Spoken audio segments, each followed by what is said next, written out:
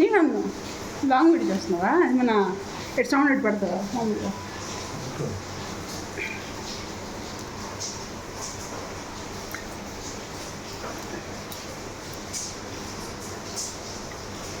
అయిపోయింది. మా పాప లాల పోచుకుంది.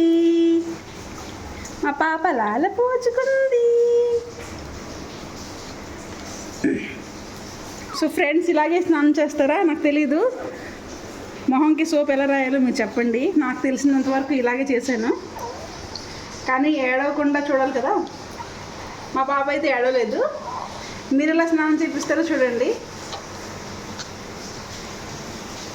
చూడండి, వాటర్ ఎంతసేపు అలాగ ఉంది కానీ ఏడవట్లేదు.